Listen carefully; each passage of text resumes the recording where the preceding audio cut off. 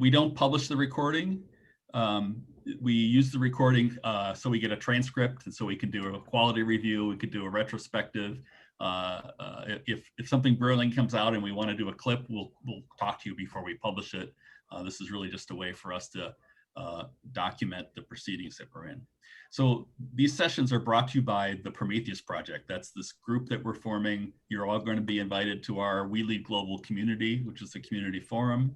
The Leadership Commons framework is our non-proprietary or Creative Commons research about that tries to create a way for us to look at leadership more holistically than we can usually find, and helps to sort out through all the complexity mixed with good stuff mixed with noisy stuff. And then the WQ series is our third thing, and that's what we're at today. This is our interactive forums that help us walk through all these various topics that make up leaders and leading. And you can find more about the Prometheus Project at the prometheusproject.info, which is kind of an external informational site that also has a link to join the community. So I just want to give a little background as to why John's here, at least at how it fits into my personal experience. And you know, it started with, there's not a direct linear line here, but as I think back, this is all a theme of experiences for me, or perceptions. And it started with TED Boston, which I attended, and Benjamin Zander has a pretty good TED Talk online. I'll put the video in the We Lead Global channel for you guys to realize. And it's a 20-minute thing about mostly classical music and why he loves it and how he thinks it impacts people. And it's interesting if you like classical music, but the last 2 minutes, starting at about 18, he really gets to his point, his wonderful points. And he says, at 45 years old, he realized that as a conductor of the orchestra, he doesn't make a sound. And that it's the conductor's job to awaken possibility in other people, to bring the virtuosity out of his orchestra. And he says, how do I know if I'm succeeding? He says, I look at the eyes. I love that message. So another thing we did, we in some of our research, we focused a lot on this idea of collective intelligence. And Anita Woolley is a researcher who's done some wonderful studies where she found the difference between groups of people that high achieve versus average achieve or low achieve is only 2 factors. One is they take the time to listen to each other, and the other is they have high emotional intelligence. And one of the tools to measure emotional intelligence that she has used is an eye reading tool, a tool that says, if I can look at people's eyes and understand the emotion that they're experiencing, then I could do that real time with my team. And I can tell when they're detached or when they're resisting or when they're not happy. But if I look at their eyes, I can tell that they're clued in. Amazing. Then in the Prometheus Project, as we were doing our Prometheus Project.info site, and we were trying to communicate our mission, one of the ways we did it was, what are we trying to get to? And one of the ways we express it is with a couple photos, and here's 2 of them where we're saying, what we want to create is this experience in every person. We want to see themselves with hope and capability and appreciation. And if we're doing that as an industry, as a set of practitioners, then we found we're doing the right things. And if we're not creating this reaction, we've not yet done the right things. And again, in our, this is another one that we have in our website. This is the way we communicate: clear, certain, confident, gratified. This is how we imagine ourselves at our leaderly best. This individual experiences themselves as a conscious leader. This is just some of our wording, but the way people are showing up is very important to us. And so then you can imagine when I saw this photo once, let alone these photos, and I said, I just have to talk to the guy that's doing this. And it's Mr. John Murray. And so I reached out to John, and we made our own connection and found out we had a lot in common. And so he was so gracious to come and be one of our first WQ guests today to talk about what he does in his photographic sessions to bring this self-experience out of his subjects, because we want to understand that, because we want to do that too as leaders. And as leadership developers, we want to understand how to help other leaders do that as well. So before we meet John, we're going to meet each other because we're creating some new network relationships here in this group. We want to warm you guys up. And so Michael's going to put you into small groups of 2 or 3, I think 3. We're going to have just like 2 minutes to introduce each other, make a new friend, make a new contact in your network. And we'll do that 2 rounds. We'll do it once, we'll come back quick, we'll do it again with other folks, and we'll have folks we didn't know before. Okay, so you will be in groups of 3 for 3 minutes in the first round, and then the second round. So, okay? Yeah.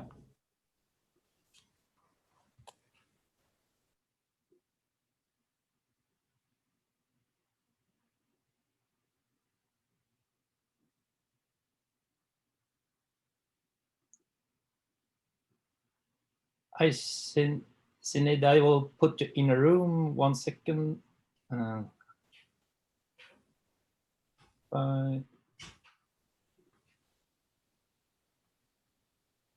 Just to greet each other for 3 minutes.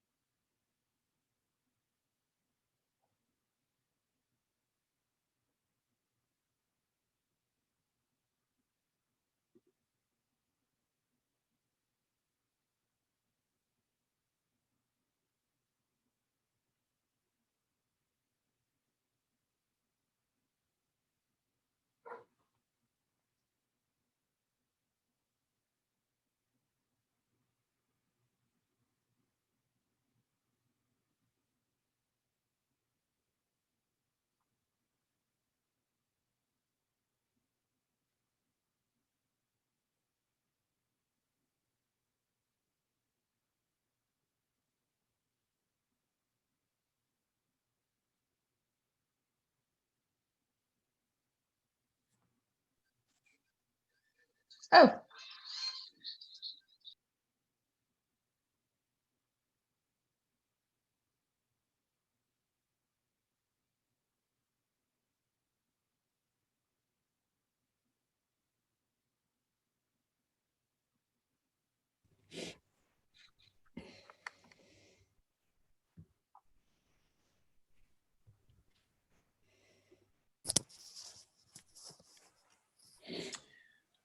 So Michael, that the configuration was set at a 1 minute warning instead of 2 minutes warning. I don't know why. So we were a little rushed in ours. So I want us to relax. So I don't want us to get so frantic that we. Yeah, I noticed, but it was too late to cancel. So I have reshuffled you, all of you. So 3 more minutes to meet some new friends, with the risk that you might meet someone else. But I have randomly reshuffled you. So. Okay, and see you in 3 minutes.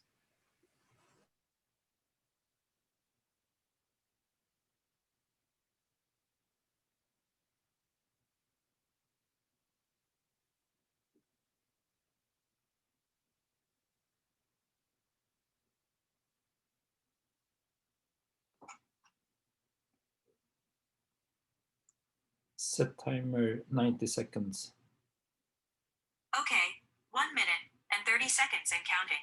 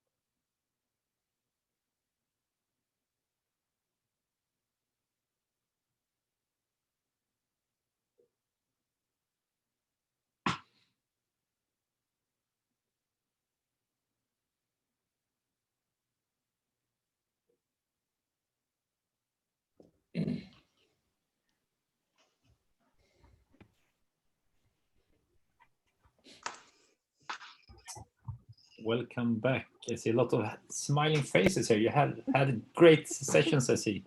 Really nice people. Good. But we lost Shined.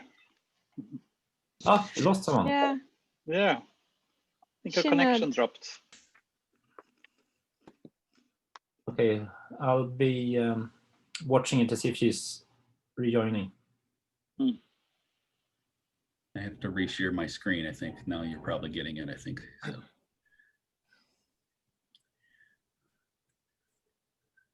So is my screen up? You can see those same pictures again? Yes. Yeah. We did the speed mingle. Okay, so now we get to the real thing. So John, how was your breakout session? Did you meet anybody new? I got to speak German. No, I didn't. I got to speak Swedish. And then we had a headshot photographer in both rooms. One of them was very quiet in the second room, but I did get to meet people that I've interacted with on social media already. So, and somebody new as well, which is fairly cool.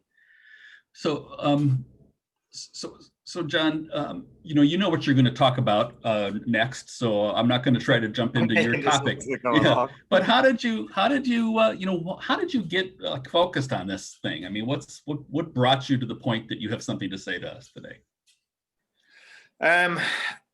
For a lot of my school years, like I fell off my bike or my bicycle when I was a child, and I smashed my teeth in. I've smashed my nose in lots of times. I was a boy. I used to climb on stuff and fall off. I wasn't very good at climbing on stuff. That's why I used to fall off. But I suffered with self-image issues all the way through secondary school. I was bullied through secondary school. I wasn't very confident. One of my teeth was discolored, and it led to all these kind of underlying psychological issues, I suppose, where I had imposter syndrome. I didn't feel good enough. I didn't feel good looking enough.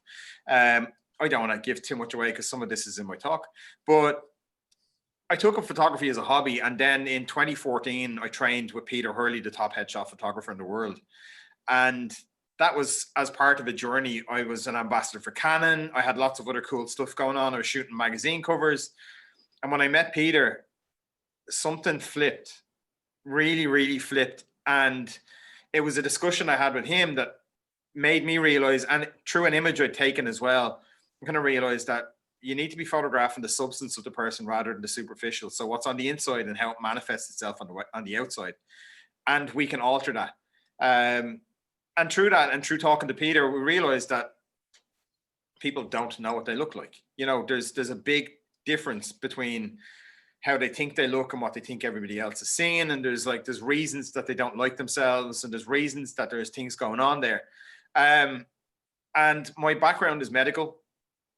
I did psychology and finance in college as well. So I have an understanding of psychology. And then I started to mix other bits and pieces into it. So cognitive behavioral therapy, I started doing courses, and I've just been doing all of that for the last few years, adding more and more and more to, I suppose, the overall package, because I want to understand the people that I photograph more. I've been training with Joseph McGuire as well, who's a facial profiler, and he's got lots of really cool stuff going on. Like he's a body language expert and facial profiler. So I've been training with him as well to add more to the overall experience that people get. And I think that's what we see when we see the photographs. We see a representation of my interactions with them, and not to give too much away, but when you look at them, you see exactly what I saw. And that's through empathy. You feel exactly what I felt at that moment. So that's why people like my photographs, because I like them, because I had that connection with that person at that time. And that's it, really. You know, it was training with Peter and those conversations with Peter that, like, if you're going to have conversations with somebody, do it with the very best person in the whole world to do it with. And it will change your mind, and it will change your view on things. And that's what happened.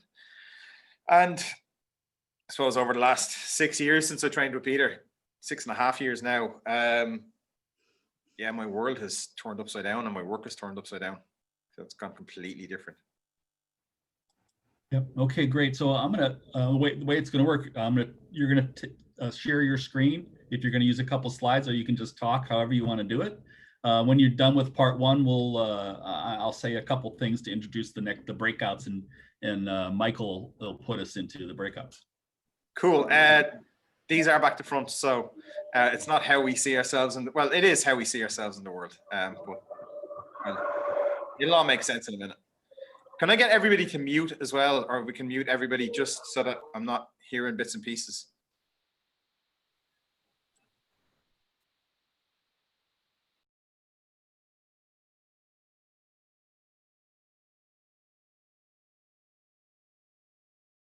You need to unmute yourself, John.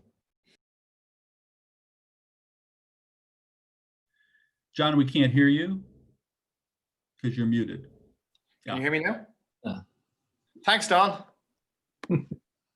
My gorgeous twin.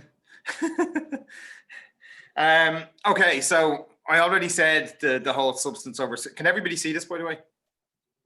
Excellent. So I already kind of mentioned the substance over superficial thing. It's whatever's on the inside and how we manifest it on the outside. Even looking at this image, we know what's going on here. We don't even know that it's a smile. We know it's a noisy laugh. So I'm going to talk a little bit about how I do things and why I do things. And hopefully my slides decide that they're going to move back and forwards when they're supposed to. Didn't work. I'll hit a button. There we go. Back in 2013, I took this photograph. And what had happened was myself and another guy were asked to photograph a wedding, and they were really strange.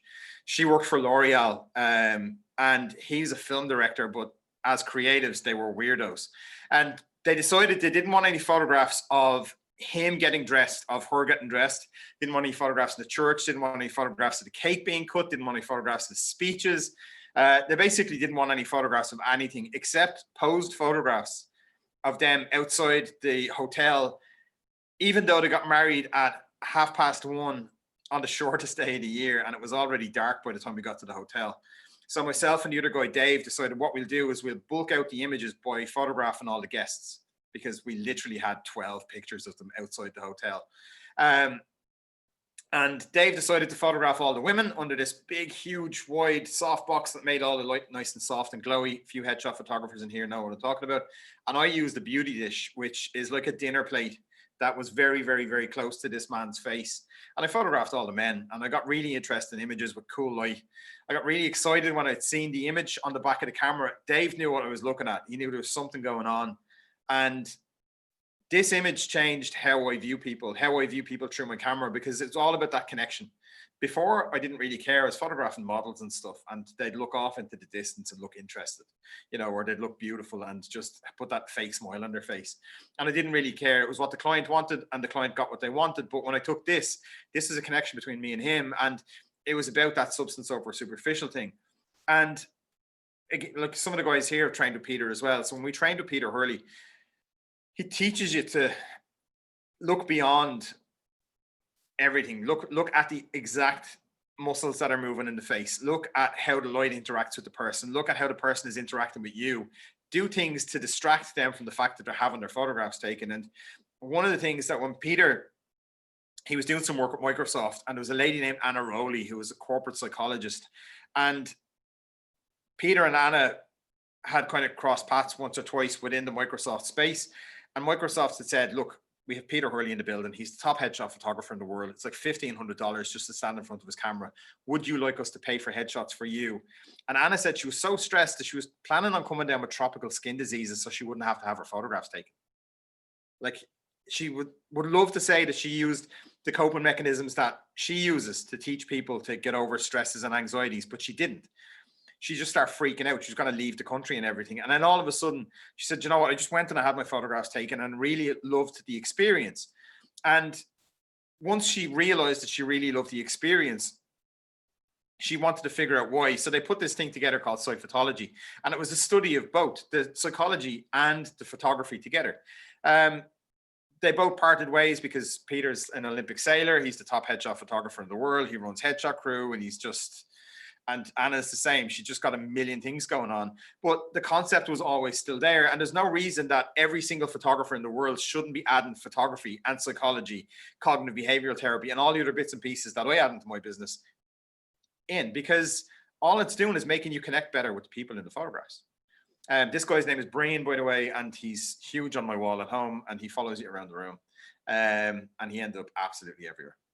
But this is the 1/160th of a second that changed how I view people through my camera. I'm going to have to keep hitting this, and it's going to keep wobbling because this doesn't want to connect. Let me try again. Let's go back. There we go. We jumped loads forward. This is a picture. Anybody know what this is?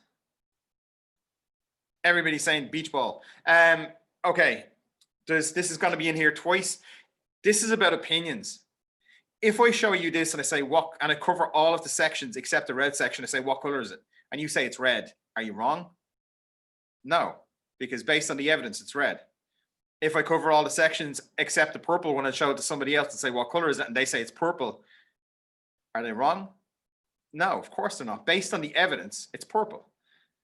It's only when we peel back and we show everybody all of the sections at the same time and we get a good view of everything together that we have a full understanding of what it actually looks like. But based on opinion, we see different things. We experience the world in a different way. I'm going to give up on this. This is just not working. It's having a moment. And let's jump forward to, there we go. One of the big things that I talk about is imposter syndrome, because I was asked recently to speak at the Mental Health and Wellbeing Summit. And when I was asked, I said yes, because I'm a bit weird. And I just decided, let's just go with it. It'll be fun. Then I went onto the website afterwards. And when I realized that Deepak Chopra was the keynote speaker, with doctors, psychologists, psychiatrists were all of the other people as speakers, naturally enough, I got a little bout of imposter syndrome.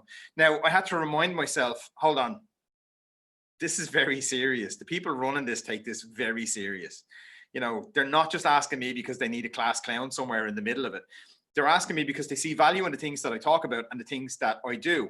Now, my imposter syndrome went way back. You know, that's something that I suffered with through school. It's something I've suffered with lots and lots of times during my life. But now I have the ability to remind myself very quickly, hold on, they see value in what I'm doing. They're not just asking me for the fun of it. But the imposter syndrome thing, you know, if it's not on Instagram, it didn't happen. I'm speaking at the Mental Health and Wellbeing Summit with Deepak Chopra. Why shouldn't I go online and tell everybody what's happening? You know, so straight onto Twitter, and I typed away on Twitter. And I said, I'm speaking at the Mental Health and Wellbeing Summit. Deepak Chopra is the keynote speaker. Like, I may as well call my talk my imposter syndrome hell. And one of the psychologists wrote back to me on a private message on Twitter and said, look, if you want any help putting your presentation together or anything like that, just let us know and it's fine. And don't be panicking. Now, the week before, I'd done a presentation to 150,000 people. I wasn't nervous. I was just doing this as a bit of fun. It was just something to post on Twitter. And when I did it, the imposter syndrome thing kind of sat in the back of my head. And Niamh had said to me, look, if you get imposter syndrome into your talk, I'll buy the coffees. So the challenge was on, but that was just sitting in the back of my head. And, you know, in the weird way my head works. And about a week later, I was doing a talk for a client. Let's see if this jumps to the right slide. There we go. And I was coming on after one of the sales directors. Now, think car salesman, think really short car salesman who has anger issues. And you have the guy who was speaking before me. Now, I'd signed in because I was getting ready to speak. And he was talking about fear. False evidence appearing real. And I'm thinking, what? And he's, fear is not real. Fear is just something that you use as an excuse, like an army drill sergeant, little man syndrome, screaming at all of his employees. And I was thinking, he kept saying, fear is not real. Fear is just something that you use as an excuse to fail. And I'm thinking, fear is a visceral response. It's something that is within us since we were reptiles. It is the thing that this makes you go home at the end of the night with both arms, you know, not after walking off the edge of a cliff or being eaten because you walked into a dangerous situation. Fear is there to protect you. And again, the fear thing kind of sat in the back of my head. And I was in here in the studio and I was talking to a client. And I was explaining that we have this gap between how we see ourselves and what we think the rest of the world sees, and a gap between who we believe we are and who we believe the rest of the world expects us to be.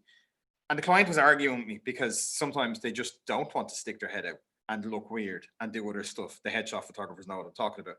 But this client was arguing and I said, well, but I know what I look like. I said, but you don't. The thing is that you don't know what you look like. The evidence is wrong. And when I thought the evidence is wrong, I'd like to say that I had this flash of inspiration and the fireworks went off in my head. They didn't. I just thought, oh, false evidence appearing real. The evidence is wrong. Fear is imposter syndrome. The fact that we don't know what we look like, the gap between how we see ourselves and what we think the rest of the world sees, and the gap between who we believe we are and who we believe the rest of the world expects us to be, is the very same as me getting imposter syndrome before I walk on stage. I'm not good enough. I'm not pretty enough. I'm not cool enough. I'm not strong enough. I'm not fast enough. I'm not rich enough. I'm not all of these things. I'm not Deepak Chopra. I haven't been on the Oprah show. All of these things are the exact same thing. And we've been living with it, and we all live with it. So, look, I'm a headshot photographer. It would be very easy for me to stand here and talk about self-image from the point of view of this is your face and this is what you look like. It would be so easy, but there are many layers to this self-image thing.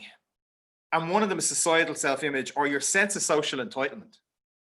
If you grow up in the hood, a difficult, kind of poor socioeconomic area, I'm delighted I can say socioeconomic in one sentence, in one go this time.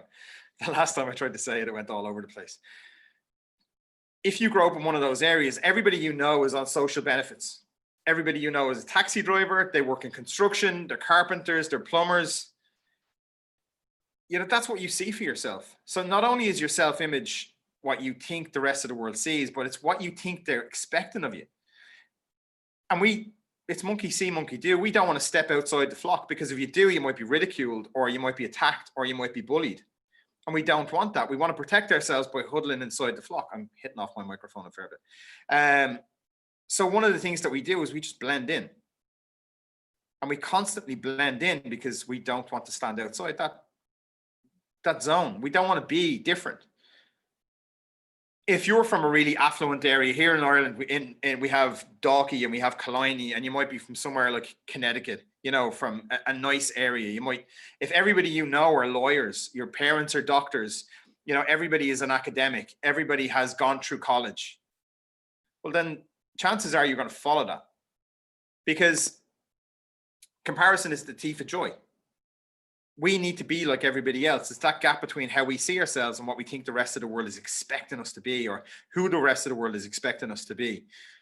And when I say comparison is the thief of joy, I mean that from a point of view of, okay, we can all go onto Instagram and think, I'm not having a holiday at the moment. I'm not drinking the best cup of coffee or the best cocktails, and I'm not having the best fun.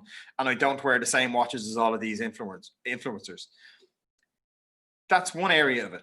But if we look, if you're from, I don't know, if everybody you know is locked up and they're all in jail because that's just what people do in your area and that's what you've grown up with, but you want to be a professional cellist because it makes you happy, that's the thing that you should be doing. And not only is it the thing you should be doing, you'll be celebrated by your people for that. You know, we don't want to step outside of our tribe, but when we do, we be celebrated by other tribes. If you are from, I don't know, if you're from Beverly Hills and you want to be a gangster rapper, even though all of your parents are all doctors and solicitors and lawyers, and that's what you want to do is be an angry gangster rapper, you should be doing that because that's the thing that will make you happy. Not only that, when you're good at it and you show passion in it, other people will follow you. So people from your area will then kind of celebrate you for that. I use my family as an example because we grew up in a kind of lower socioeconomic area. And nobody I know is a photographer from that area. Not only are they not a photographer, they don't mix human behavioral sciences with photography.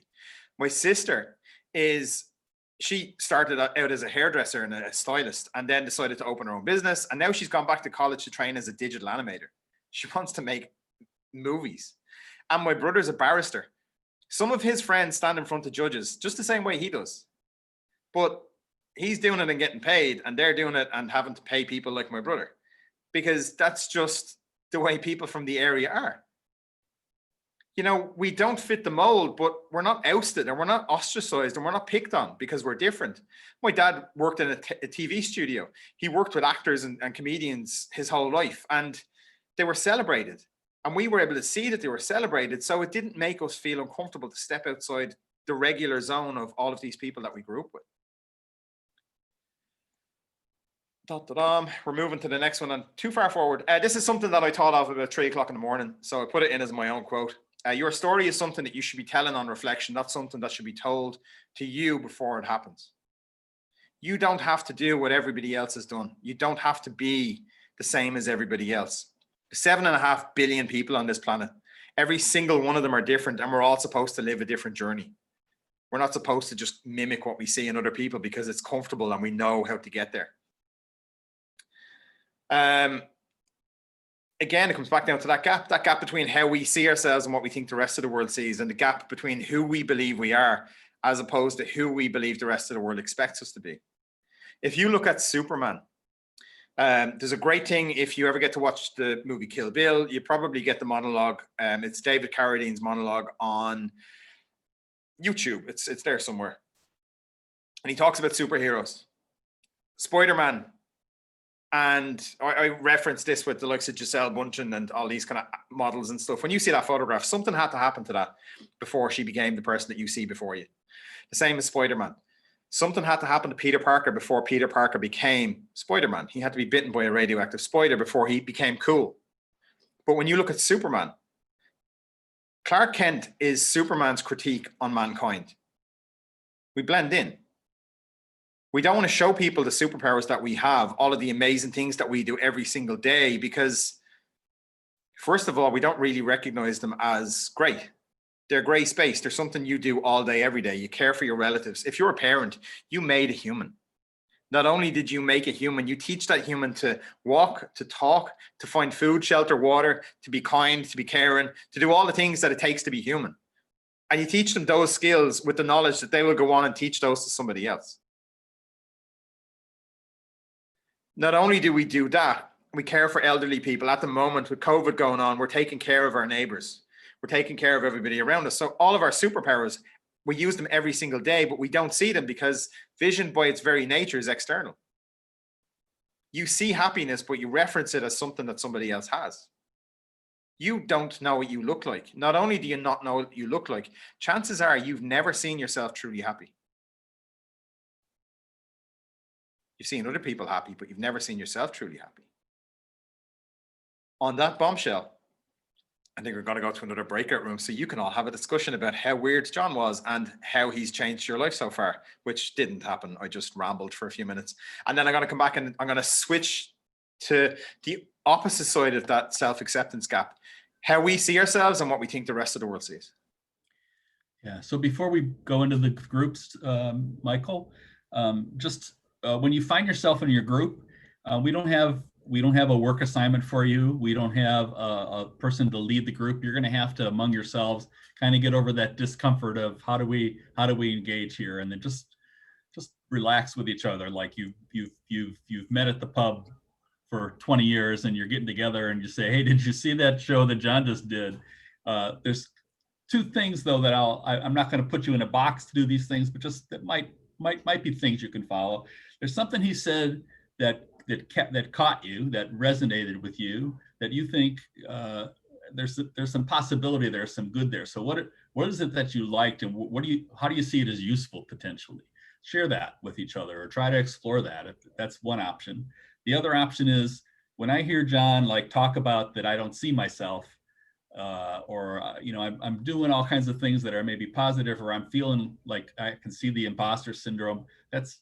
Notice the tension between noticing that about yourself and where you'd like to go. So what are those tensions of what is John telling you that says, hey, this is something I ought to, maybe play with a little bit and figure out where do I want to get to if this is what John's talking about. So those are just two ideas. They're not boxes for you. Go with what you think is a good discussion. And we've got 20 minutes to discuss. Michael's going to put us into groups, I think, of 4. Michael, is that what you're doing? Yes, and if you take some notes, it will be great if you share them in the chat once you're back in the big room, because if you share them in the chat while you're in the breakout, no one else will see them. Yeah, that's a great point. We are, by the way, going to ask some of you to comment afterward from your groups, but we don't have time to hear out everybody. So as Michael says, when we get back, put them in the chat, and then Michael's going to make sure that we have a copy of that, and we can maybe if we have a short, maybe 5 or 7 minutes here, and then we can have some questions afterwards, just about what I spoke about, if you want to. Yeah, that's what we'll do. When we come back, then we're going to hit you up with questions. I might have some for you, John. You never know. That's cool. And then we can do the same with the second section. Yes, exactly. So sorry for the long distraction. Yes, so I'll put you in breakout groups of 4. If you have any problems or so, you can reach out for help or come back into the main room. I'll help you out. Okay. Yes. So off you go.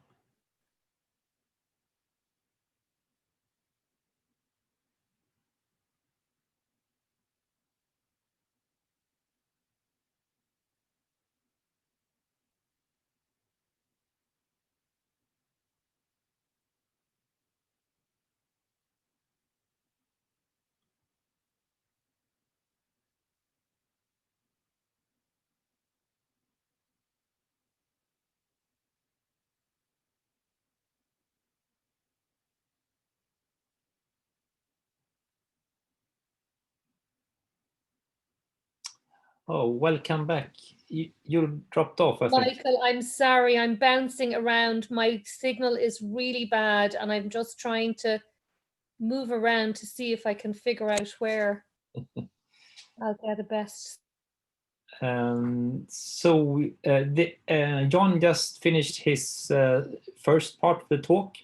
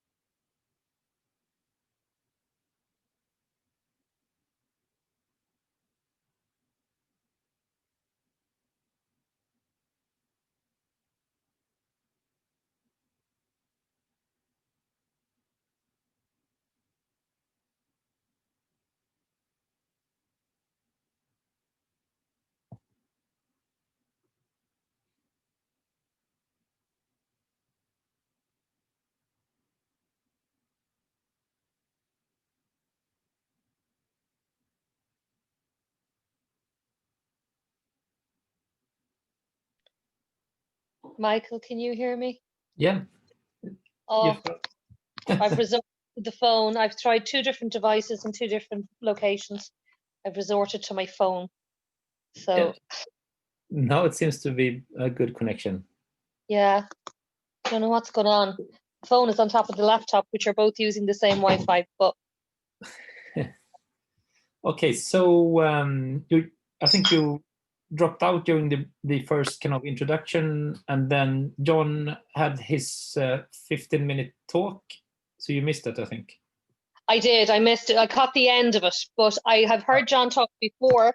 So I'd say if it was about, there's a chance that I probably know what aspect it was about. In terms of his squishy things, the squishy faces thing, was that? Yes.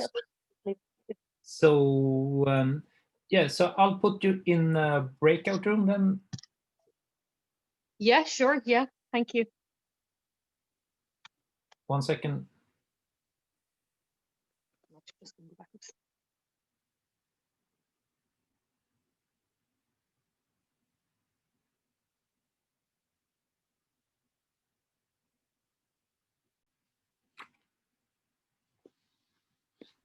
Welcome back, everyone. I think, Tom, you're muted. There we go. We come back, but I just realized that I'm the host, so I have to move us forward to the next segment. So really, here we just, I think, want to use this opportunity to ask John some questions. Really, I think this is Q&A for John, but also, you know, bring kind of the best findings that we might have, findings or questions that we had in our breakout groups.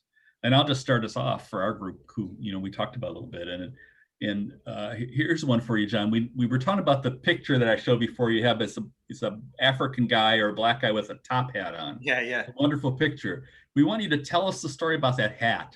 Was that something he brought? Did you give him that? how does that hat play into him seeing himself more authentically and showing? That's mine. I wear it on Mondays. No, he works for LinkedIn, and he does a show on LinkedIn for LinkedIn on LinkedIn Lives. Stuart Sankanye, his name is, and he asked me if he could interview me for a LinkedIn Live, and I said, yeah, of course, cool. And only there a few minutes ago, Tish is from South Africa, and I threw in Sawubona, which is a Zulu word. At the start of the interview, I kind of threw out the Sawubona thing, which means we see you. It's how the Zulu greet each other. And I kind of got into a conversation with him about that Sawubona thing. First, he was shocked that I knew what it was, because it's a Zulu word. But second, it was this concept of we see you. So all of their ancestors follow them absolutely everywhere. So when you meet, one person meets another person, you meet all of their ancestors at the same time. And I was explaining that I believe that too through evolution, because we carry all of the genetic lineage of all of our people before us, all of our friends. So we had this big long conversation on LinkedIn Live, and then he booked into the studio to come in for headshots. And he arrived in with the hat. It was made of leather. It was like shiny leather, like a pair of shoes. It was really cool. He came in and he was like a Tasmanian devil. Just the energy in the room was incredible. It's just the way he is. He's just such a big personality. And he stuck the hat on and he wouldn't take it off. I don't classically shoot people with hats on for headshots, but you know, other than bringing the old man. But yeah, he insisted the hat was going to stay on for one or two of the images, and we shot him with the hat, which was definitely part of his personality. There's actually a picture of him on the laughing section of my website, with the hat on, and he's leaning right forward, and he's like, his mouth is open as far as you could get it, laughing. So some of the coolest images I've taken this year were of Stuart. I did have to calm him down a little bit though. Oh. So I'm doing a follow-up and then I'll give it to the group. Can you tell us another story about something that you did with the client that made them kind of make that shift between being the imposter and seeing themselves or being willing to be seen? What's the mechanics of that? What's an example of how that gets evoked? There's many techniques. Some of them are very weird, some of them are funny, some of them are strange. We're only talking about this as well. We release the same hormones in the same doses when we're stressed and when we're excited. Fight or flight reaction, that's exactly what it is. Adenosine, cortisol, glucagon, epinephrine. Fight or flight reaction hormones. I had a girl on LinkedIn who was really stressed. She stood in front of the camera and started crying, and I had to bring her behind the backdrop. Excuse me. When I stood her behind the backdrop, I explained, look, you make the decision whether you're excited or whether you're stressed. And I kind of goaded her, are you stressed or excited? And she was, I'm excited. Are you stressed or excited? And we got louder and louder until the point that she shouted at me, I'm excited. And we ran out and took a photograph of her, and it was the best photograph we've taken all day. And she's still using that on her LinkedIn. There's other things that I have to do. Sometimes people won't get out of their own way, or they won't get out of their own head. Again, in LinkedIn, probably shouldn't tell this story too much. I was invited in to work with a group of global directors. One of them was a guy named Andy Yasutaki. And I was warned, every time this guy posts on LinkedIn, he gets 650,000 or 750,000 comments, and it messes with the servers. He was the global head of operations and technology. But he'd watched me photograph other people. So he was going in and he was like, I have to lift my posture, to drive my head forward to do this, because he'd seen everybody else do it. But he was so fixated on the process that we weren't getting his personality. And, you know, his name was Yasutaki. It's not too difficult to figure out that he has Japanese lineage, and to look at him, he has Japanese lineage. And I was trying to get him to stop, and I was trying to get him to peel back, and I had to shut him down to start him again, basically. So I just told him to stop looking Asian. And when he laughed, everybody in the room panicked, like, you can't say that. But I did, and then he laughed, and he laughed so hard that I took photographs of it. And he still uses one of those images as his profile picture on LinkedIn. Now he's the head of product, the global head of product for Airbnb. And every time he comes to Dublin, he sends me messages. I'm going cycling up in Hote, are you going to come? The same in the studio. I had this a guy named Eric Eklunds. Eric is Spanish, African descent, very, very dark complexion. And Eric was the same. Eric was very kind of focused on the process because he'd seen other people have their photographs taken, very competitive. And Eric needed to be better than everybody else. And Eric needed to be better than himself. So he stood in front of the lights and he just couldn't concentrate. He was getting so worked up that he couldn't do the simple things I was asking him to do, like drive his head forward. It just wasn't working. And he'd see the images and he'd know it wasn't working. There's something missing. The magic is missing. So I just did something very similar to what I did with Andy. And I just told him, look, Eric, this whole African thing you have going on is not working for me. You're going to have to change it. And he couldn't believe I said it and laughed so hard. Now, you don't just go out and say that sort of stuff. You have to test the waters and stuff and make sure that you could get away with it. And I knew I could get away with it because the energy in the room was, and we had kind of big conversations and funny conversations. So I had to break him down by completely distracting him. And then once I took photographs of him laughing, he was able to see the magic that was inside of him. You know, he got to see himself actually happy and laughing at something that was genuinely funny, or he found funny. Everybody else thought it was hilarious. But that's some of the things that I had to do. But a lot of it comes down to process. It comes down to explaining everything we do, why we do it, showing them the images live on the screen as they come up and saying, this is why we're doing this and this is why we're going to change it. But yeah, some of the things come down to getting weird. So you're giving feedback by like taking lots of pictures and showing them like real time and then just saying, we got to change this? I might have somebody in the studio for an hour. I might take 10 photographs. It's about the conversation and the connection I have with them. And then so they see the first image. You'll see it in some of the images as we go down, where I explain some of the process or the gap between how people have seen themselves and what they think everybody else has seen. Okay, the next segment. Yeah, it's in the end of the next segment, but it shows real-time evidence. So they get to see that evidence. I get them to do whatever it is they think they should do. They do it. It looks uncomfortable. They feel uncomfortable. And then I explain the process and why we're changing certain things, like their body language, their facial posture, their head position, why we're moving their eyebrows or why we're moving different things. And then they get to see real-time the effect that has when we take photographs of it.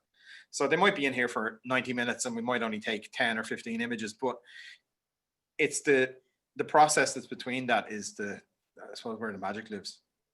Yeah. Turn it over to the group. Does someone else have a question or two for John?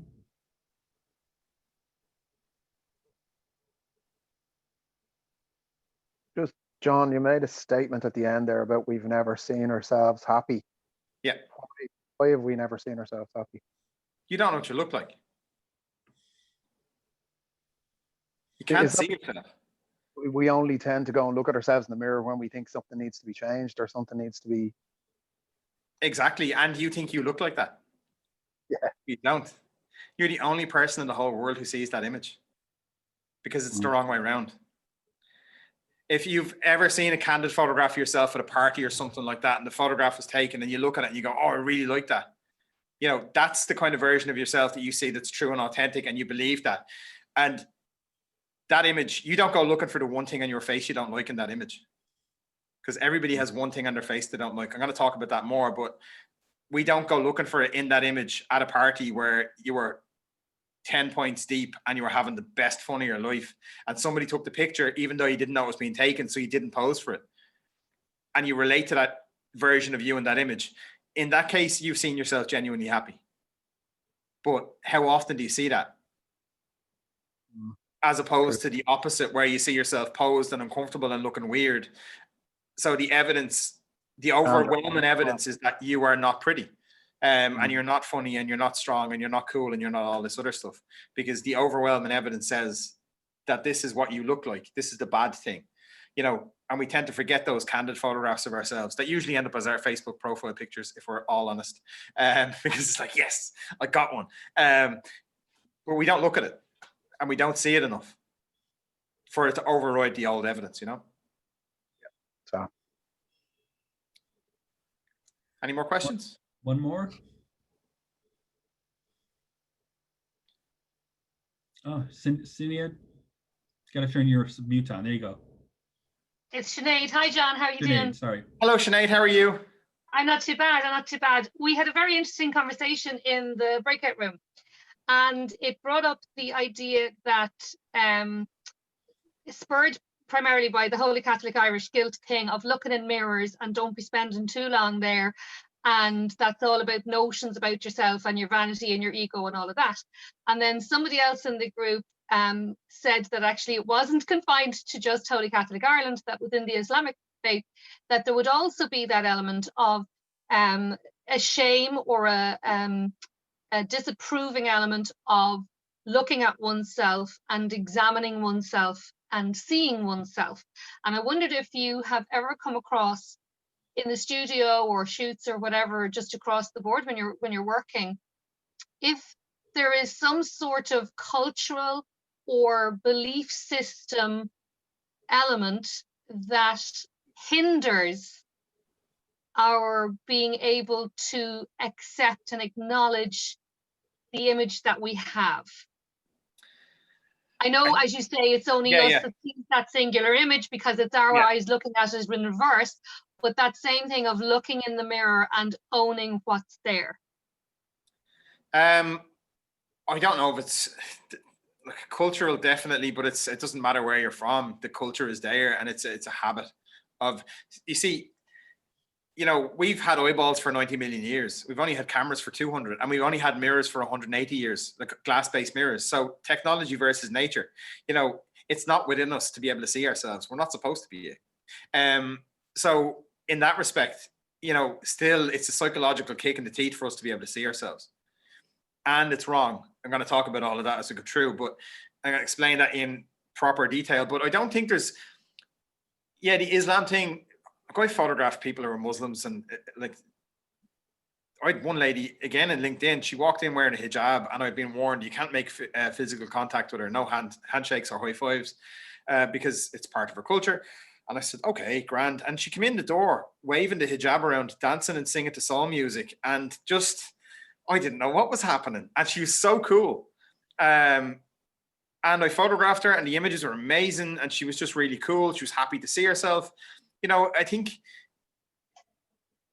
I don't know, I've never faced it, you know, where I've been told this is it. This is that thing of some coaches believe that a photograph actually steals your spirit.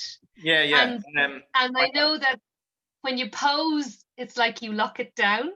And I suppose when you see some cultures, their photographs are very formal and very stern and austere. And not candid at all, because when you get a picture of somebody's candid image, it really is their essence. It's you've captured them in full flight. And I suppose it just got me thinking in terms of culturally and belief systems and all of that kind of thing. Can I say something? Because I'm an anthropologist and I worked with visual cultures and stuff. Wow, it really ticked me, because what you're saying is it has to do a lot. Anthropologists, they look at cultures, but also we look at what's human being. So if we look at, it doesn't have to be Christianity, Islam, or anything. If you look at antiquity, you have the myth of Narcissus, right? Narcissus is punished for the love of his image, right? So there is an interdiction right there in longer Western, let's say, cultures. But as you pointed out, empires were built on giving mirrors to indigenous people and getting land because of, you know, the piece of glass. So that's an interesting thing to think about. But yes, we do have, there is a complicated relationship with the self-image, because as a human beings, we are social beings. So we are taught to be concentrated more on the image of the other than on the image of us. And through the other, create who we are, either through opposition and even demonizing the other, or through identification, but never only with us, because we're social. So that's what, you know, that's the interesting and work. Until we have eyeballs in our hands and we can see ourselves, it's not going to change. Exactly. And so John, that whole thing John, is that, go finish your point, but then share your screen again and go on to your next phase. So we cool. stay on. That whole thing, Sinead, is that those people will never come in front of my camera in the first place. You know, if they have a belief that the camera is going to steal their soul, or they have a religious reason or some sort of a cultural reason to not have their photograph taken, they're not going to do it. Yeah. That's just the way it's going to. Let me share my screen. Go here. Okay, can we see this? There we go. Put it on.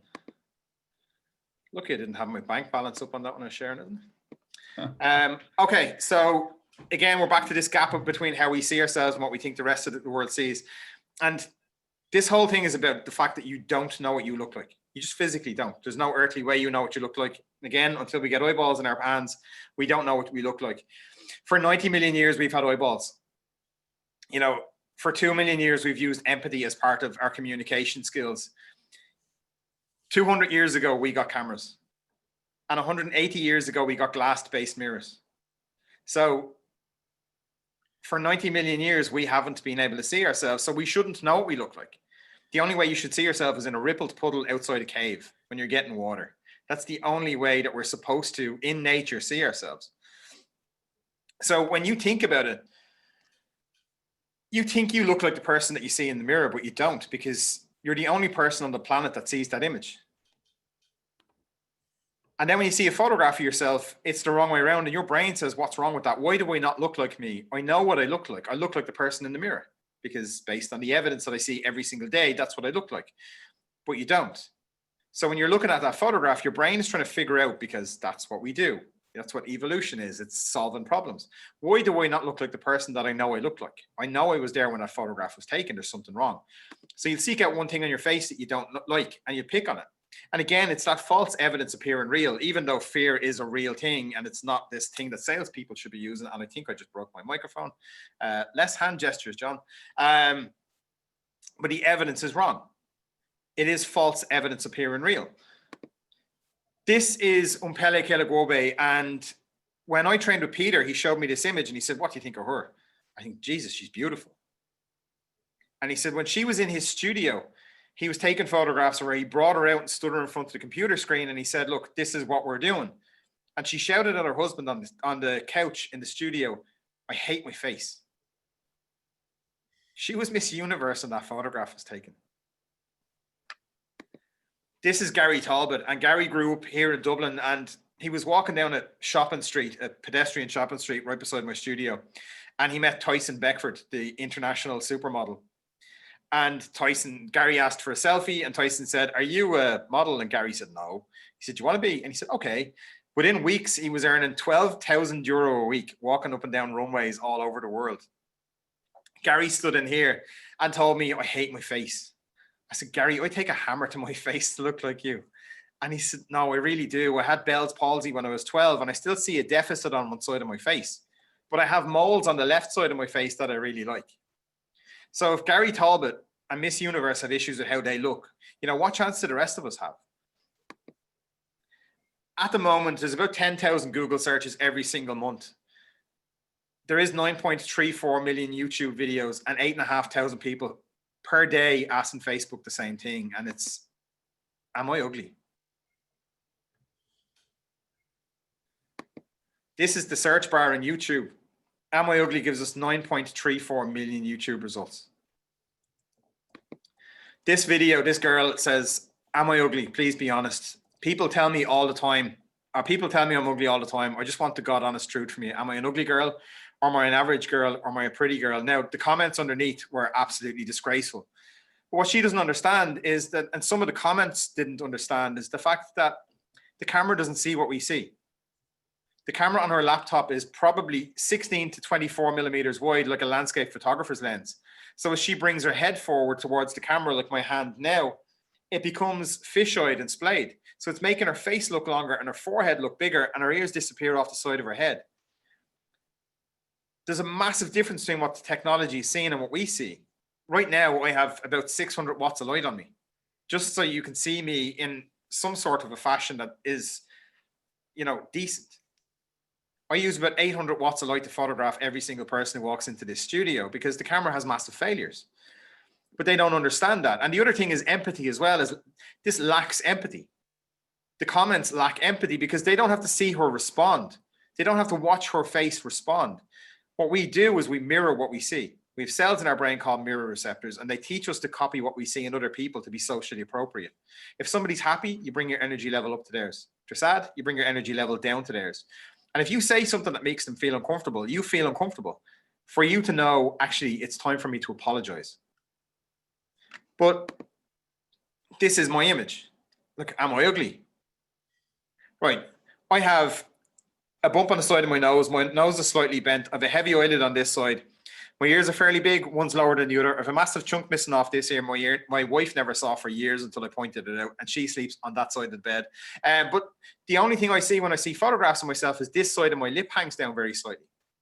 And the reason that happens is because I smirk on the right side of my face when I'm fake smiling. I pull up the right side of my mouth and my right eye. And I smirk, and it makes this side look like it's hanging down. And I was focusing on that. And that was the one thing on my photograph that I saw that explained why I don't look like the person in the mirror. And it's like the bear and the Toblerone logo. You can all see the bear. If you can't see the bear, right here is where the bear is. That bear doesn't exist when you don't know it's there. But once you see it, you can't unsee it. I'm going to go one step further and look at the fish, who's in a very peculiar place and probably biting something on that poor bear that he doesn't want bitten. You can never go through an airport again. You now know where the bear is. Every time you see a Toblerone, all you're going to look for is the bear. The other thing is the FedEx logo. So there's an arrow in the FedEx logo that nobody ever sees until it's pointed out. It's here between the E and the X in the negative white space. Once you see it, you can't unsee it. Every time you get a FedEx package, it's coming up to Christmas, you're getting deliveries, any of that sort of stuff. Every time you see the FedEx logo, you're going to look straight for that. And it's the same as that one thing on your face that you don't like in photographs. That only exists because your brain is trying to figure out why you don't look like you in the mirror. So you search your face really quickly for one thing on your face you don't like. It's the same thing in every photograph, and it explains why you don't like yourself in photographs. But it's not that. It's your expressions. The person in the photograph is uncomfortable. If they were happy, you'd be happy with them. If they're sad, you're sad with them. If they're uncomfortable, because your brain doesn't know the difference between technology and nature, a person standing in front of you is the same as a person on a screen. You respond in the exact same way. And so 60% of people in the world had said that at some stage in their life, they have refused to do something because they didn't think they look good enough. 31% of people have said that they've withdrawn from classroom debate or office contribution, round tables, because they didn't want to draw attention to how they looked on that day. And 20% of people have said that they didn't turn up at all on days that they didn't feel good enough about their self-image. And we're not talking about going down to the local store. We're talking about people refusing to go for interviews or on first dates or turn up to things that could potentially change their lives. Again, what's this? Anybody want to pipe in? It's the beach ball. See, it's not a beach ball. It's a picture of a beach ball. Yes, yes. Our brains understand everything based on shape. Numbers are shapes, words are shapes, people are shapes. The beach ball is a shape. Everything is a shape, and we assign meaning to that shape. Again, if somebody looks happy, they look happy. You know, that series of shapes tells us that that person is happy. If they look sad, they look sad, and we assign meaning to that, and we act based on that. We look at this and we see a beach ball, even though it's only a photograph or a picture of a beach ball, and we assign meaning to that based on the shape. This is the human brain. It's not a real human brain. It's just a cartoon.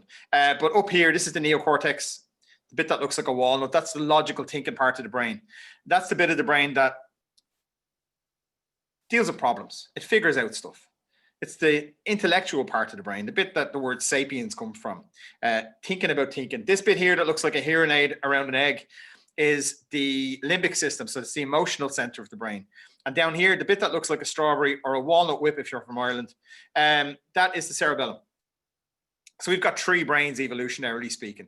These two in the middle work really, really well with each other autonomously. Car shoots up on a footpath, you dive back out of the way because you've got signals from up here that you didn't really pay too much attention to, but the rest of your brain has decided it's time to get the body out of the way. We'll release hormones in the middle.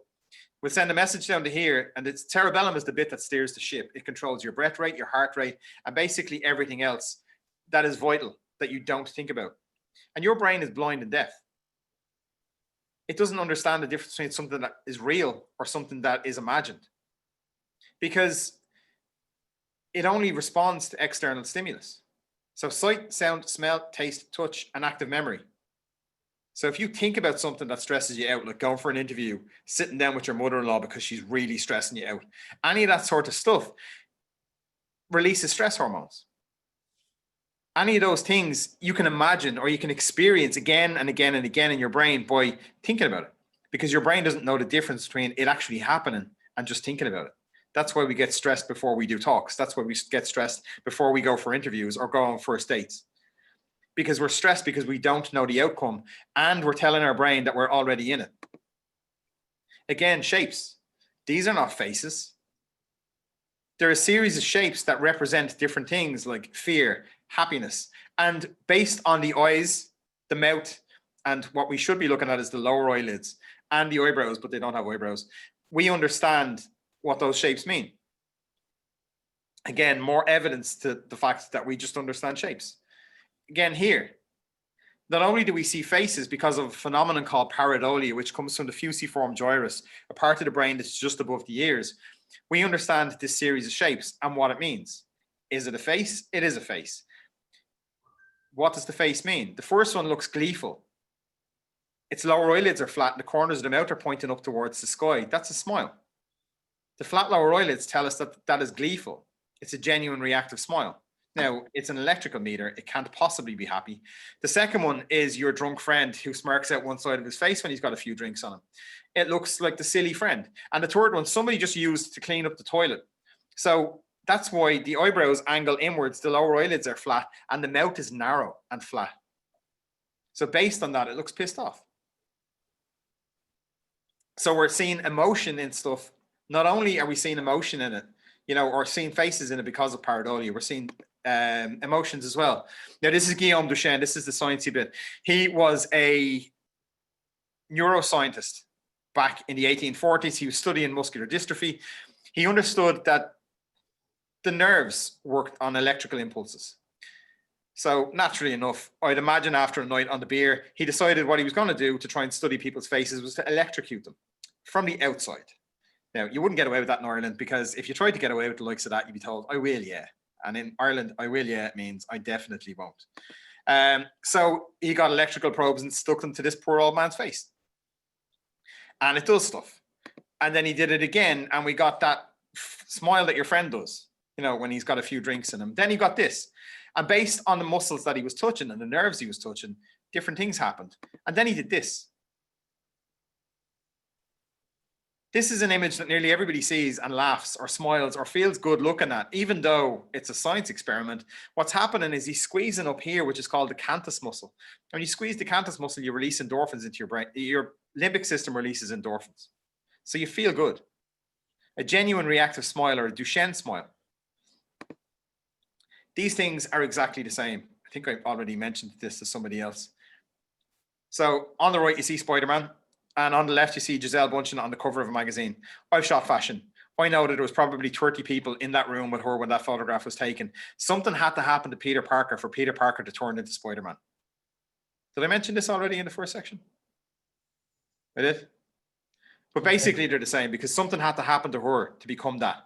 It had to go to a retouching house. Somebody had to retouch the hair. You had to have somebody else edit the skin. You had to have somebody else edit the clothes.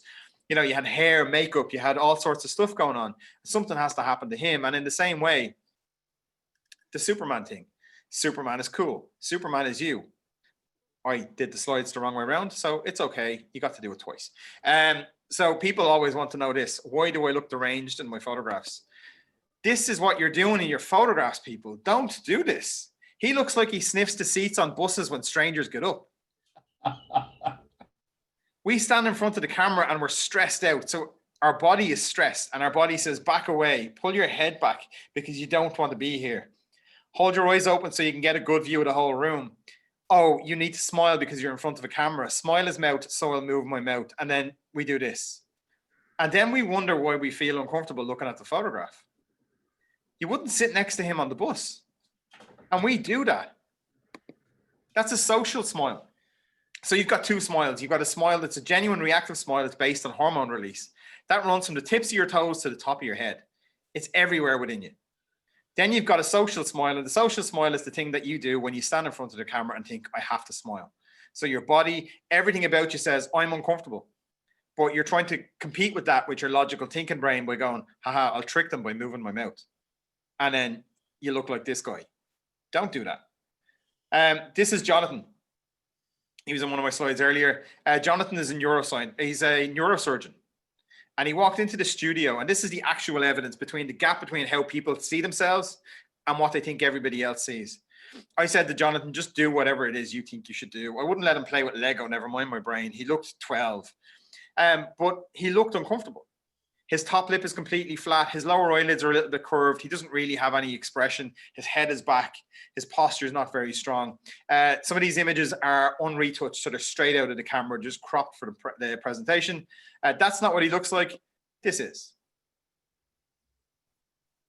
When he lifts his posture and drives his head forward, he's saying, I'm paying attention to you. Not only that, he's tipping his head slightly to one side to say, you can now enter my personal space. I trust you not to attack me.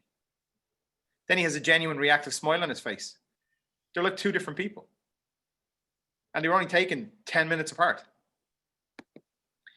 This is Tulio Marcos, who is on the cover of my website and was in one of those other images. He walked into the studio, other than his weird choice of clothing. As he walked into the studio as a fitness model, he thought he had to have his muscles out. I said, just do whatever you think you should do. And this is what he did. But that's not what he looks like. That is. There's a massive difference between what he thinks he looks like and what he looks like to everybody else. This is a Sheena. Sheena's a model. She's a beekeeper. She's a lot of really, really weird things altogether. I said to her, do whatever you think you should do. She raised her right eyebrow up into the air, which makes both of her eyes look different shapes. And she stood there looking lost, emotionless. Models tend to do this. They have 3 or 4 different looks that they do. They look androgynous, they look fake smiley, and they just have 3 or 4 little things that they do. And then they stand there for the rest of the time thinking, oh crap, what do I do now? That's not what she looks like. That's what she looks like when she's confident and she's squeezing her lower eyelids, when her head is driven forward, so she's paying attention to the people who are looking at her, but she's engaged. And that's what she looks like to everybody who knows her. This is Anne. Anne came in here and she told me, I have a big roundy face when I have my photograph taken. And I said, no, you don't. And she said, yes, I do. And she stood in front of the camera and I took the photograph, and sure as shit, there she was with a big roundy face, because she was pulling her head back to try and escape the camera, which means that everything from her neck is coming forward. She's holding her eyes open really, really wide because she doesn't want to blink. And her mouth is tiny and narrow and flat. That's not what she looks like. That is. There is a significant difference between what we think we look like and what everybody else sees. This is Kate. And I work with kids with cancer from time to time when they're about to go back to school and they have no hair. And we're trying to give them the power to walk back into school knowing that they're just as pretty and just as cool as everybody else. They just have a cooler story. Kate came in and you can see she's terrified.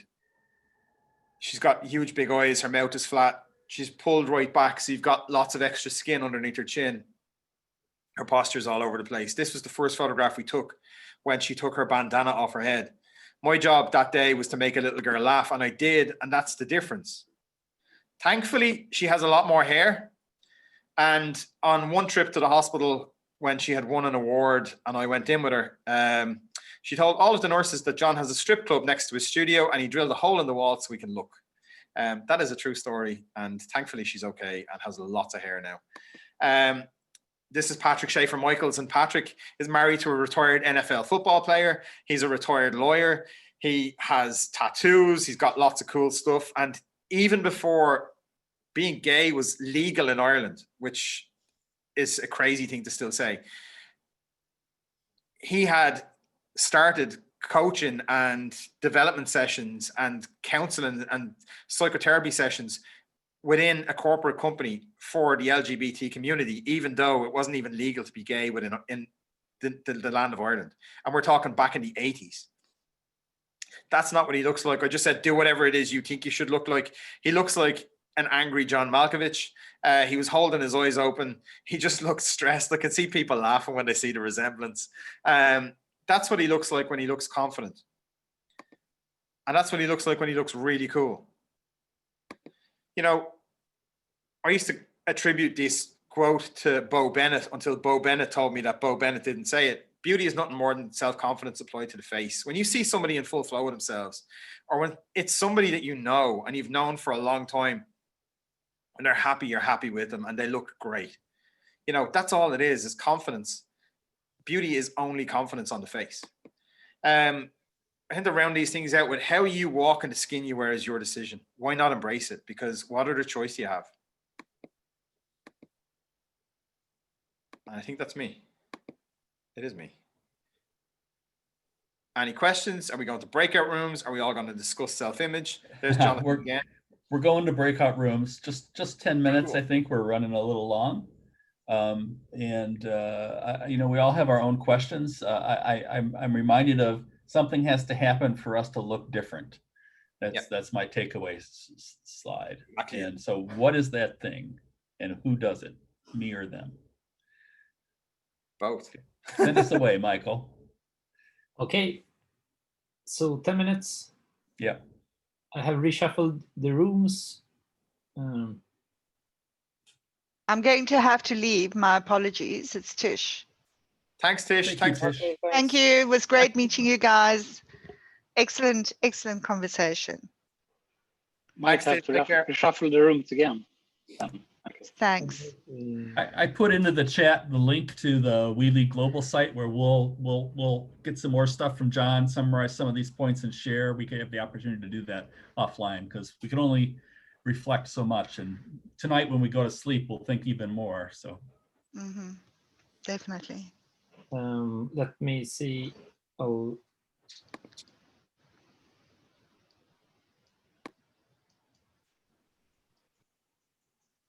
Okay, I'll send you out.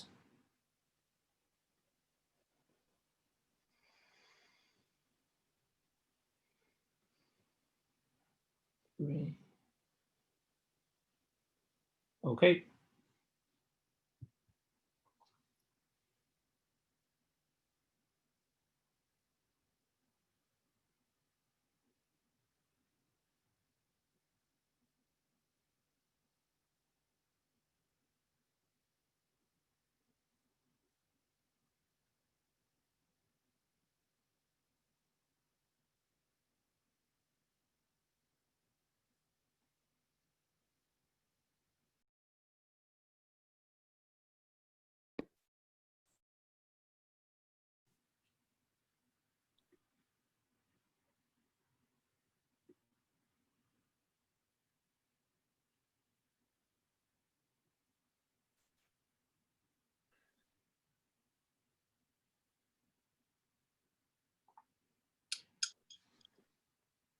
Unmute.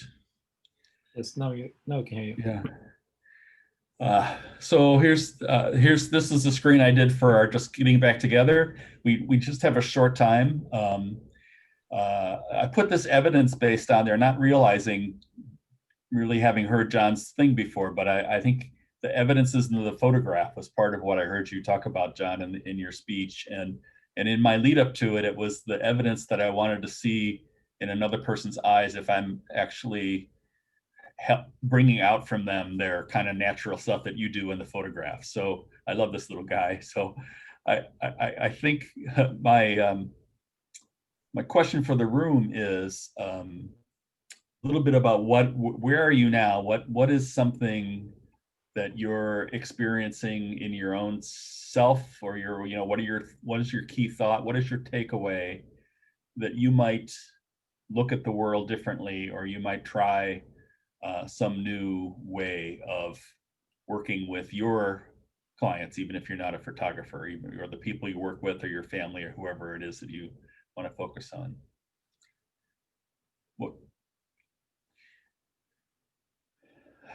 And again, I'll start while you guys are putting your thoughts together there. The takeaway question I heard from John is the Spider-Man. Something has to happen for us to look different. And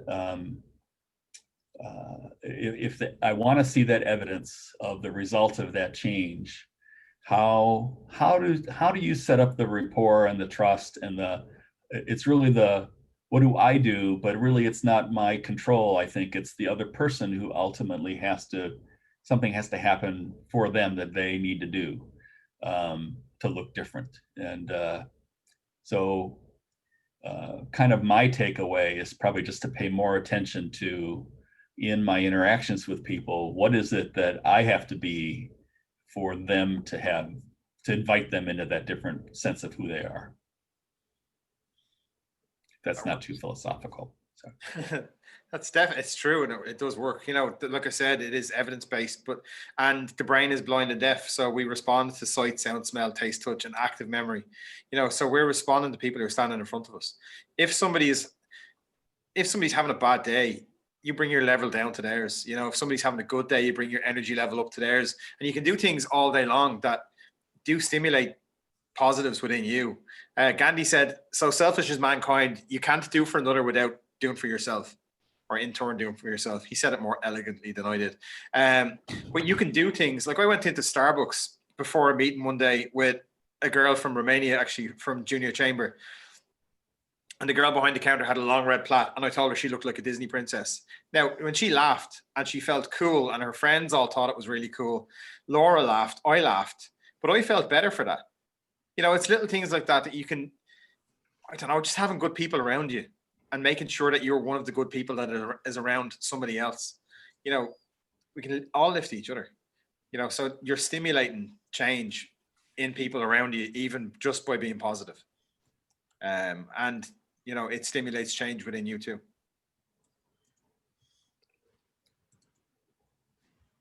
Any more questions? So I have a question. Who takes your picture, John? I tend to do it myself sometimes. Really? Set the camera up, selfies. It depends on, sometimes there are other headshot crew photographers here. I think Jody's here. Is Jody in? Like Jody shot my headshots. Peter Hurley shot my headshots. I've had the current president of JCI Ireland, the Junior Chamber International. I was taking all their headshots and I was there, so I made him take mine. I tend to know what to do, how to pose, how to stand, how to drive my head into the camera and stuff like that. So, and then how to critique the images. So I tend to be able to get what I want. But yeah, that's the whole thing is, the whole thing of people, other headshot photographers, if I'm hanging around with them and they're in the studio or they're in Ireland visiting and stuff, they'll usually shoot me and I'll shoot them for free. And that's kind of how it works. But other than that, it's selfies with my camera, not with my phone. I have a reflection. I think having people relax, like what you do, is kind of a leadership moment there where people relax, so then they become open, and then you can actually interact and connect. And without that kind of relaxation, you don't really have a connection with someone. You cannot really lead or influence. Yeah, that's it. And it's just them posed in real life, in kind of work situation. It's them faking it. The one thing I never do in this studio is ever say smile, ever. It's an instruction. Don't say smile. If I want to make somebody laugh, I'll make them laugh. Tell them they look constipated or something, and when they laugh, I'll take photographs of it, and they get to see themselves happy. It's all about the evidence, you know, and that works. And don't go around telling everybody you work with, you look constipated. That doesn't work. But you know, find something that it's direction through misdirection, I suppose. You know, you're giving them the opportunity to do and learn these things by themselves. I suppose that's what education should be. You know, it shouldn't be a series of facts. It should be helping people to form their own opinions and to change the way they see things. Yeah, I love photography. I take a lot of photos. So when I hold workshops, I bring my camera, and then when people are relaxing, doing some fun games or something, I take the opportunity to take photos of them, and then often they're really surprised afterwards, like, wow, look at us, we look like models, or they have never never seen themselves that relaxed on exactly. That's the thing, is that they're not posed, and it's genuine and reactive, and that's when they look at their best, you know. Okay, Tom, so shall yeah, we could stay on if people want to a little bit, and John will, but I just wanted to, I put in the chat the link to the We Lead Global site where we can continue to ask questions to John and each other. And it's a subgroup of the We Lead Global that is geared to the people that came to the WQ series events. I just wanted to plug the next upcoming set of events. Marianne Rue is next week. She's a wonderful, enthusiastic, committed person to the topic of leadership, and she's going to talk about context, which sounds dull and boring and academic, but it really, I think, is a missing piece of the story about and why we get so many fragmented perspectives on who a leader is. And so she's going to help us understand the context a little bit more. David Barnhold, who is in the group here somewhere today, is going to be here in 2 weeks talking about, as part of our Agile series, we're going to talk about something called a product owner. Some of you know what that is, some of you don't. But it's a leadership position. It's the most complex leadership position in product and service organizations. And some of the lessons that he sees from that, he's going to help us understand what that model is, or that paradigm is, and then see how that leadership shows up into that. And then I'll let you look at the others. Jonathan and I are going to talk a little more about the framework. And after that, Helena Clayton, she's an advocate for putting love at the heart of leadership, and making love something not that we're afraid to talk about, but that becomes a commonplace conversation that we could have in the workplace. That love actually is not a taboo subject. It's a very human subject, and very much part of what leading means. So those are all, I think, really exciting things. I hope you come back to see us in the future weeks. And John, did you have anything you wanted to plug? You get not really. If anybody is in Ireland, or they know anybody in Ireland who has facial differences or facial deformities, skin tags, keloids, any kind of scars on their faces, I'm doing a project at the moment called Project Perfect, photographing people for free, teaching them all sorts of things about themselves. I'm only shooting a very select amount of people. So if they email me, or if you have any questions or anything, send me a message. You can get me on johnmurrayheadshots.com or john@johnmurrayheadshots.com, and all of the usual social media platforms. It's all linked on the website. So if you do have questions, pop them over. But no, I don't have anything to plug. I'm forever saying, do for the good of the village, everybody benefits. So I don't look for anything in return. Eventually I do see benefits from these things. So I wanted to respect people's schedules, because it's asking a lot to give us 2 hours. And so I wanted to bring it to a conclusion. But John, I don't know if you can hang on a few minutes if people have a few more questions, or is that not something you could do? Yeah, I can hang on for a couple of minutes. Yeah. So officially we're done, but unofficially we can all talk to each other if we want. John, you have a good sense of Irish humor, like the stereotypical Irish guys. You can get us laughing all the time, and it reminds me that humor is another theme that we probably can bring up, because it's something that I think lets people kind of break out of they can see things in a different way, right? It changes their perception and gives them a chance to relax. Do you see that happening too? Yeah, well, definitely in the studio. It happens. I don't know. It just happens, you know. I tend to say weird things and experience the world a little bit weird, and I make no apologies for it. And yeah, it's definitely one of the big things that happens here in the studio. I use humor. Actually, I trained as a paramedic, and one of the things you learn to do as a medic, not in school, but one of the things that you learn to do on the road is you break the cycle. So if somebody is full of stress, they're after being in a car accident, they're possibly bleeding, they have lots of stuff going on. One of the things you do is you break the mindset, break the cycle straight away. And, you know, if you make them laugh, or you take their head out of the stress, what you're actually doing is you're lowering their heart rate, which helps to control the bleeding. It brings down their heart rates. It brings down their respiratory rate. You're doing a lot of things in that one instance, you know, even making a joke about, you know, how big the baby's going to be, you know, when they're about to deliver a child, or, you know, making jokes about the fact that they were driving on the wrong side of the road when they weren't, you know, or they're coming out of a shopping center, you know, did you buy anything nice? You know, you don't care whether she bought anything nice. She's just been in a car accident. She doesn't care whether she bought anything nice. But what you're doing is you're instantly changing the mindset. You're breaking the cycle. So we do it in here. It's just something that is force of habit. When I see they're uncomfortable, I'll do things to break that cycle. Again, one of the big things is just telling them to look constipated. Like, you know, I give them instructions and then say, don't look constipated while you do that. And they laugh. And then I take photographs of it. And it's easy. You know, it's one of the easiest ways to break through. And then you show them the image and you say, okay, this is what we're doing. This is why we did it.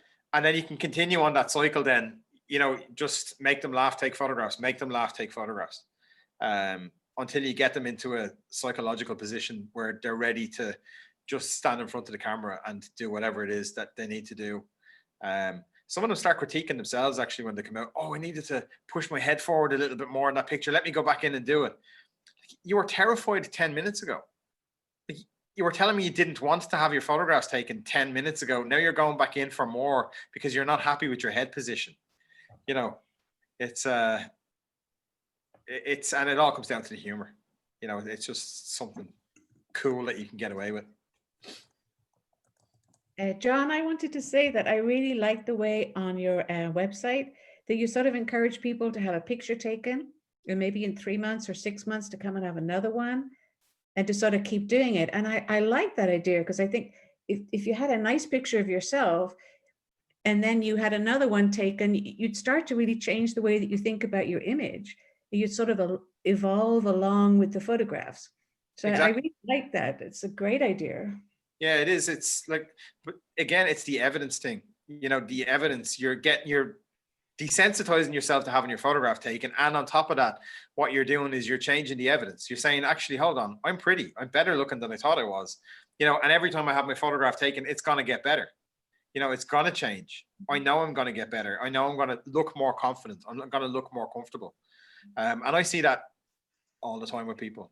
You know, I think it's great if you did that with kids in a class, you know, and teenagers, because at that age, they're so sensitive that if they have this, and they have very few positive body images of themselves.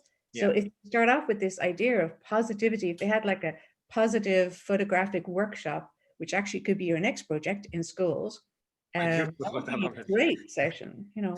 I do talks for schools all the time, and I'm partnered with a company called Aisht. Aisht is an Irish word. And the company, they work, it's basically a leadership development company for kids who are in secondary or post-primary education, so high schools. And we work with the kids. They get all of the soft skills that they don't get in school. And some of it comes down to the self-image stuff as well.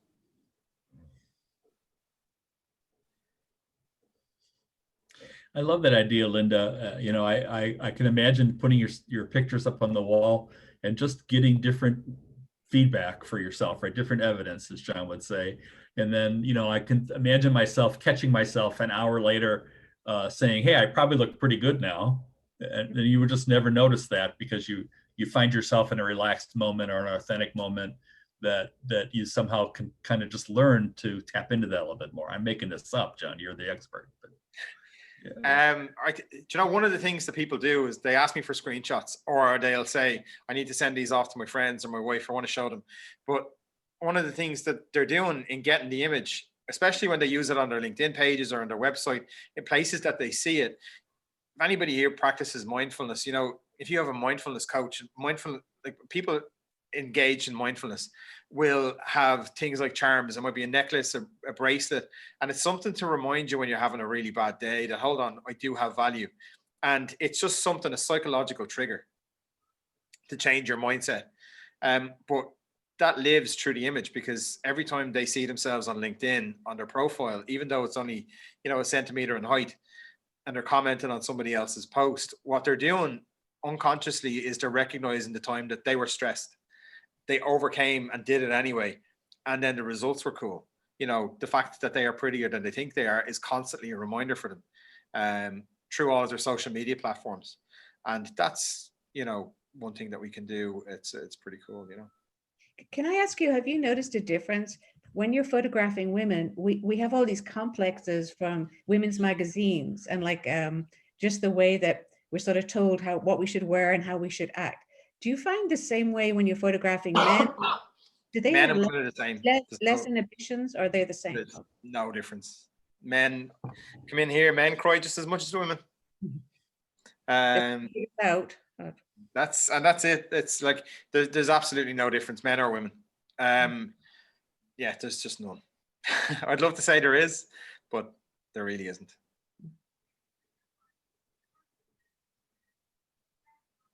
Yeah, I really loved your presentation, John. It was super inspiring. So both from a photography perspective and the leadership and life perspective. So thanks so much. I'm really inspired. I'll integrate my photography even more in my professional leadership work as well. Good work. Any other John. questions? Comments? Just get a thought. I sit in these kind of Zoom meetings most of the days, probably all you do, and people tend to turn off their camera, right? Because they get self-conscious. So what a great feature would be if Zoom had the possibility to have your camera on without you seeing it yourself. Always drag it down to the bottom. Yeah, it would be a kind of a cool feature, but and again, it comes down to the same thing. You don't know what you look like, and you're seeing yourself uncomfortable. And every time you look at yourself on the screen, you're doing something weird because you just caught yourself looking uncomfortable. Exactly. I'll write a feature request to them, and I reference you, John. Excellent. Okay, I guess I'll just thank John again one more time. Thank you so much for sharing this time with us. Thank you to everybody who came. Please, we want more of you. So we have no other motivation to have you join the Wheelie Global thing, but it just puts us in contact with you. We want to hear your thoughts. We want your inspiration. If you're inspired by some of what you heard from John, especially as the days go by, we want you to have a way to articulate that and to share that with us, because it makes it more real for you. It's like evidence-based, right? It's in a different way. So please just thank you for coming, and please, we want to see you more. Thank you. Thanks, John. Thanks, Take care, guys. Thanks, bye. Thank you guys very much. It was a lovely evening. Take care. Yeah. Night. Bye-bye. Hello. I think you have to turn us off, Michael, don't you? Or we're gonna. Yes, I'm going to